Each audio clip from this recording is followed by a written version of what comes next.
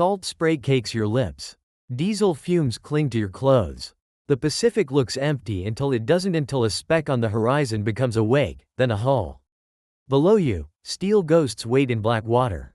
Above you, men count bullets and ration trust. This is your life, level by level, inside a World War II deep-sea Salvage PMC. Level 1 Deck Gunner. When brute force is your currency, the deck plates vibrate under your boots. You live in glare, sun off water, sun off metal, sun off the barrel you keep wiped with an oily rag. Your station is the rail and the horizon. You scan for a mast, a smoke line, a wrong-shaped shadow. Your hands learn the weapon by feel. Feed tray, charging handle, the sting of hot brass. Orders are simple. Keep the salvage ship moving. Keep the divers alive. Between sights somewhere off the Solomons, out past a charted reef, you watch a skiff appear where it shouldn't. You don't ask why it's there. You measure distance. You pick a lead. You breathe once. You tell yourself it's just security. You tell yourself they'd board you if you hesitated. You tell yourself the paycheck buys quiet sleep. But you also feel it low rank, high consequence. Your finger decides who comes close and who disappears. Out here, you're a padlock made of muscle, and every click is a round leaving the chamber. Level 2 Diver. Hull operations. Beneath the waves hides more than lost ships. The world shrinks to rubber, glass, and breath. Helmet seals. Gauges twitch. You step off the platform and the surface noise snaps shut like a door. Down the shot line, light drains away. The wreck rises as a darker darkness rivets, torn plating, a porthole like an eye. Your job is entry and stability.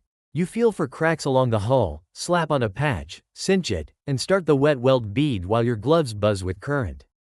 You set cutting charges where the steel is already thinned by rust. The current shoves at you like a hand on your chest.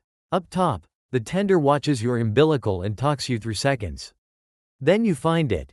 A rack of shells still nested in silt. A depth charge half buried near a hatch. Paint that shouldn't still be visible. Trapped gas burps from a compartment when you disturb it. The hull creaks, settling. You tell yourself it's just scrap. You tell yourself the war ended above the waterline. You tell yourself you're not touching a grave. But the sea keeps receipts, and it makes you sign them in breath.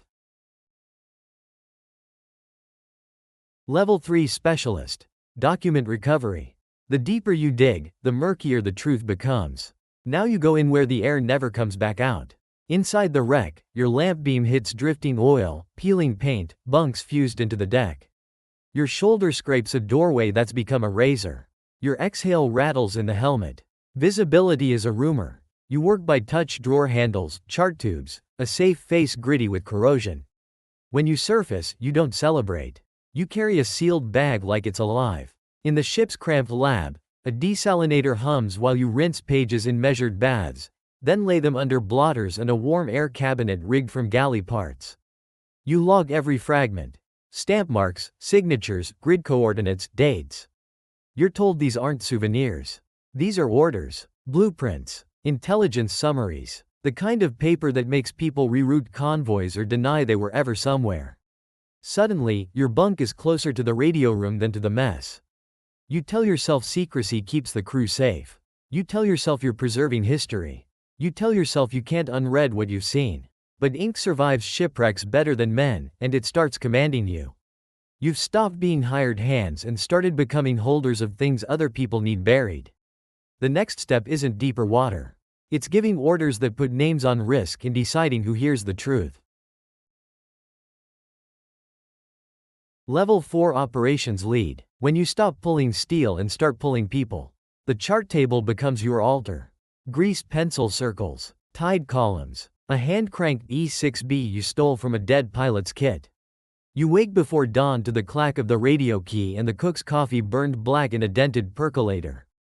You walk the deck and count your assets like rosary beads.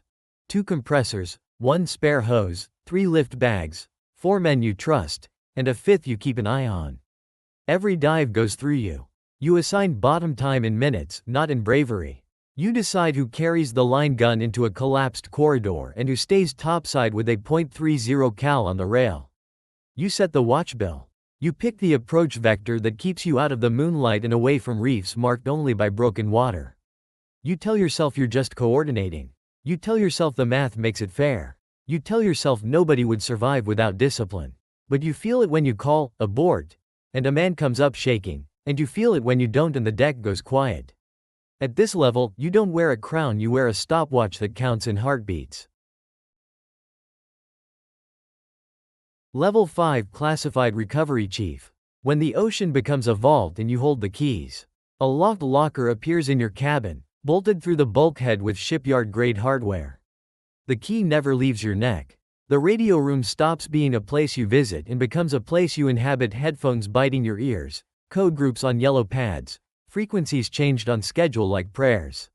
When you go on deck, the men look away, not from fear because looking means asking.